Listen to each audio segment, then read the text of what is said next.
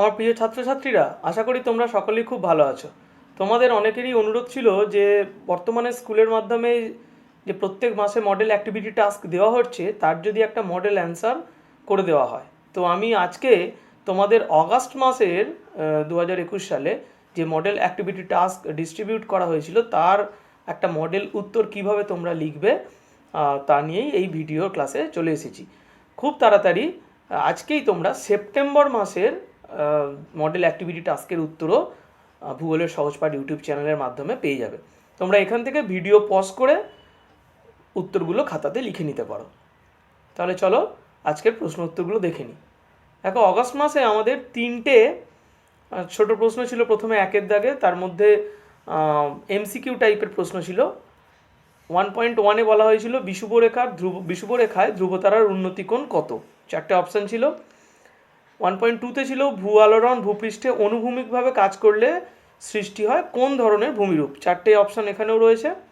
এবং 1.3-তে ছিল যে পেয়ার সিলেকশন করা, অর্থাৎ সঠিক জোড়াটি নির্বাচন করো। এখানেও চারটে অপশান ছিল। এরপর 2-এর দাগে খুব শর্ট কোয়েশ্চেন, একটি বা দুটি শব্দে উত্তর দাও। তিনটে প্রশ্ন। কোনো স্থানের দ্রাঘিমা 24 ডিগ্রি পূর্ব হলে ওই স্থানটির প্রতিপাদ স্থানের দ্রাঘিমা কত হবে।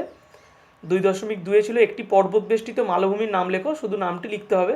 আর 2.3-তে ছিল কোন জলবায়ু অঞ্চলে রাসায়নিক আবহবিকারের প্রাধান্য লক্ষ্য করা যায়। এইগুলো ছিল মূলত 1 নম্বরের শর্ট কোয়েশ্চেন। আর এরপরে 3 নম্বরের সংক্ষিপ্ত উত্তর দাও এই শীর্ষক প্রশ্নে 3.1-এ ছিল নদী ও খালের জলের অতিরিক্ত ব্যবহারের ক্ষতিকর প্রভাবগুলি কী কী। এবং 3.2-তে ছিল ক্ষয়জাত সমভূমি ও সঞ্চয়জাত সমভূমির মধ্যে পার্থক্য লেখো। এই দুটো 3 নম্বরের প্রশ্ন হিসাবে তোমরা উত্তর তৈরি করবে। আর 4-এর দাগের দুটো প্রশ্ন ছিল উচ্চ পার্বত্য অঞ্চলে তুষারের কার্যের ফলে শিলা আবহবিকারগ্রস্ত হয়, এটা আমরা জানি, ফ্রস্ট অ্যাকশন। তো সেটি, এই পদ্ধতিটি চিত্রসহ ব্যাখ্যা করতে হবে, অবশ্যই ছবি আঁকতে হবে।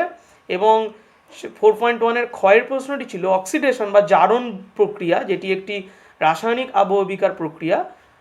সেই জারণ প্রক্রিয়ায় শিলা কিভাবে বিয়োজিত হয় তা এক্সাম্পল সহ, অর্থাৎ উদাহরণ সহ লিখতে হতো। এগুলো তোমরা 3 বা 4 নম্বরের প্রশ্ন হিসাবে উত্তর লিখতে পারো। তাহলে চলো আমরা প্রশ্নের উত্তরগুলো জেনে নিই। প্রথমেই শর্ট কোয়েশ্চেনের প্রশ্ন আমরা দেখে নেব। বিকল্পগুলির থেকে সঠিক উত্তরটি নির্বাচন করে লেখো। বিষুবরেখায় ধ্রুবতারার উন্নতিকোণ হলো চারটি অপশান: 0 ডিগ্রি, 90 ডিগ্রি, 60 ডিগ্রি এবং 45 ডিগ্রি। সঠিক উত্তরটা হলো 0 ডিগ্রি। এরপর 1.2, ভূ আলোড়ন ভূপৃষ্ঠে অনুভূমিকভাবে কাজ করলে কী সৃষ্টি হয়। ভূ আলোড়ন অনুভূমিকভাবে কাজ করলে সৃষ্টি হয় ভঙ্গিল পর্বত। 1.3, ঠিক জোড়াটি নির্বাচন করো।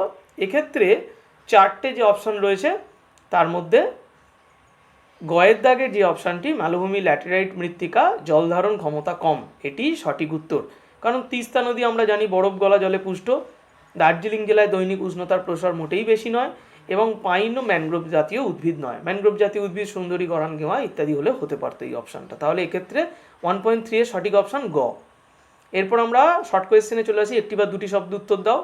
প্রথম প্রশ্ন ছিল কোনো একটি স্থানের দ্রাঘিমা 24 ডিগ্রি পূর্ব হলে ওই স্থানটির প্রতিপাদ স্থানের দ্রাঘিমা কত হবে।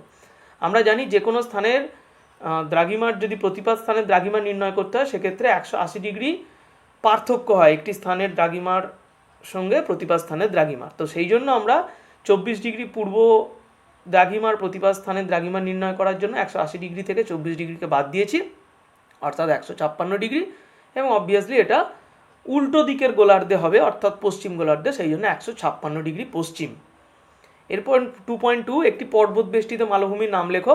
আমরা অনেক উদাহরণ দিতে পারি। এখানে একটি পর্বতবেষ্টিত মালভূমির নাম আমরা তিব্বত মালভূমি লিখেছি। আমরা লাদাখ মালভূমির নামও কিন্তু উদাহরণে লিখতে পারি। 2.3, কোন জলবায়ু অঞ্চলে রাসায়নিক আবহবিকারের প্রাধান্য লক্ষ্য করা যায়। আর্দ্র ক্রান্তীয় জলবায়ু অঞ্চলে রাসায়নিক আবহবিকারের প্রাধান্য লক্ষ্য করা যায়। তাহলে এখানে তিনটে আমরা শর্ট কোয়েশ্চেনের উত্তর পেয়ে গেলাম। এরপর দেখো, সংক্ষিপ্ত উত্তর দাও। এটা 3 নম্বরের প্রশ্ন হিসাবে ধরবে। নদী ও খালের জলের অতিরিক্ত ব্যবহারের ক্ষতিকর প্রভাবগুলি কী কী। এখানে খুব সুন্দর করে এই বইটিতে পয়েন্ট করে চারটে ক্ষতিকর প্রভাব লেখা আছে। প্রথমত মাটির লবণতা বৃদ্ধি। আমরা সবাই জানি যে জলের অতিরিক্ত ব্যবহার, অর্থাৎ অতিরিক্ত জলসেচ করলে সেই মাটিতে লবণতা বৃদ্ধি হয়, অর্থাৎ মাটি ক্রমশ স্যালাইন হয়ে যায়। দ্বিতীয়ত জল দূষণ।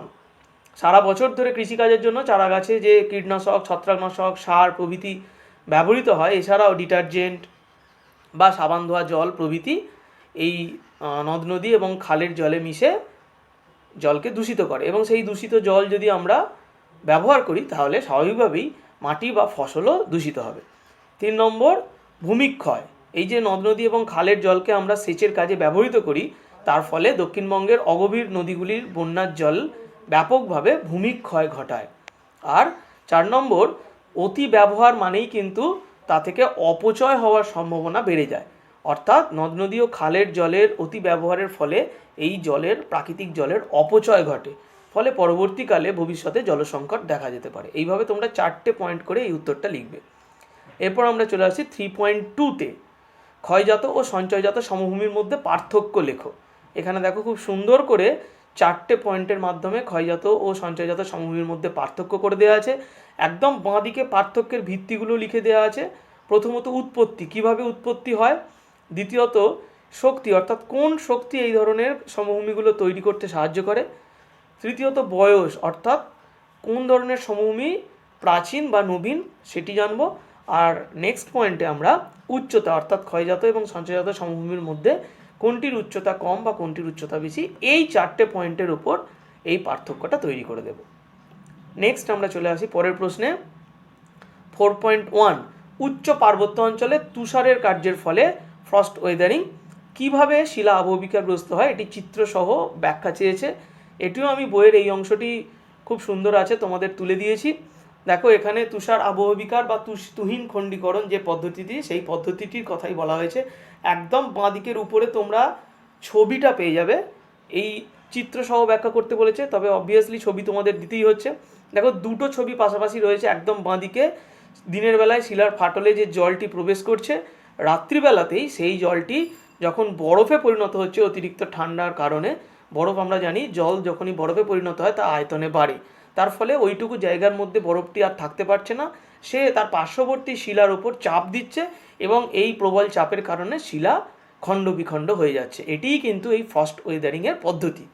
তো এখানে তুহিন আবহবিকার বা তুষার খণ্ডীকরণের সংজ্ঞা এবং পদ্ধতি, কিভাবে এই তুষারের কার্যের ফলে শিলা আবহবিকারগ্রস্ত হয়, সেটি খুব সুন্দরভাবে লেখা আছে। তোমরা এখান থেকে শুধুমাত্র পদ্ধতি অংশটুকু ভালোভাবে লিখবে এবং অবভিয়াসলি তার পাশে এই ছবিটা ব্যবহার করবে। দুটো ছবি আঁকবে, খুব সহজ ছবি, কোনো আঁকতে সমস্যা হওয়ার কথা নয়। তাহলেই কিন্তু এই অংশের সম্পূর্ণ নম্বর তোমরা পাবে। তোমরা সংজ্ঞাটি প্রথমে লিখতেও পারো, আবার নাও লিখতে পারো, তবে সংজ্ঞাটি লিখে দিয়ে তারপর পদ্ধতিটি লিখলে সব থেকে ভালো হয়। আমরা এরপরে অক্সিডেশন বা জারণ প্রক্রিয়ায় শিলা কিভাবে বিয়োজিত হয় সেটি উদাহরণসহ লেখো। এই প্রশ্নটির উত্তরে চলে আসি। এখানে দেখো প্রথমে তোমরা জারণ কাকে বলে অবশ্যই লিখবে, তারপর পদ্ধতিটি আলোচনা করবে। এখানে জারণ পদ্ধতিটি আমরা জানি যে মূলত লোহা সমৃদ্ধ শিলায় জারণ কার্যকর হয়। এই শিলার উদাহরণ কিভাবে লিখবো আমরা, যে এই জারণ পদ্ধতিতে না, ফেরাস অক্সাইড সমৃদ্ধ শিলা আমরা জানি খুব কঠিন, যার ফেরাস অক্সাইডের রাসায়নিক সংকেত FeO, কিন্তু জলের উপস্থিতিতে এবং অক্সিজেনের উপস্থিতিতে, জল এবং অক্সিজেনের সাহায্যে এই জারণ প্রক্রিয়ায় এই ফেরাস অক্সাইড জারিত হয়ে বাদামি বা হলুদ রঙের এক নতুন যৌগ তৈরি করে, যাকে আমরা ফেরিক অক্সাইড বলি। এবং এই ফেরাস অক্সাইড এই অক্সিডেশন প্রক্রিয়ায় ফেরিক অক্সাইডে পরিণত হয়, যার রাসায়নিক সংকেত Fe2O3। তার ফলে এই যে বাদামি এবং হলদে রঙের নতুন যৌগটি তৈরি হলো, তা কিন্তু আগের ফেরাস অক্সাইডের মতন কঠিন থাকে না, তা ভঙ্গুর এবং দুর্বল হয়ে যায়। এটি জারণ পদ্ধতির সবথেকে সহজ এবং আমাদের সামনে ঘটে এরকম একটি উদাহরণ। তো তোমরা এইভাবে ফেরাস অক্সাইডের ফেরিক অক্সাইডে পরিণত হয়ে যাওয়ার উদাহরণটাই জারণ পদ্ধতির ক্ষেত্রে লিখবে। নিচে বিক্রিয়াটিও দিয়ে দেওয়া হয়েছে, অবশ্যই তোমরা এই বিক্রিয়াটিও লিখবে। এখন আমরা চোখের সামনে কিভাবে এই উদাহরণটা দেখতে পাই না, আমরা জানি যে আমাদের চারিপাশে অনেক লোহার জিনিস আছে। তো তোমরা যদি কোনো একটা লোহার জিনিসকে দীর্ঘদিন ফাঁকা জায়গায় মাটিতে রেখে দাও, তাহলে দেখবে কিছুদিন পরই সেই লোহার জিনিসে মরচে পড়ে যায় বা জং ধরে যায় আমরা যাকে বলি।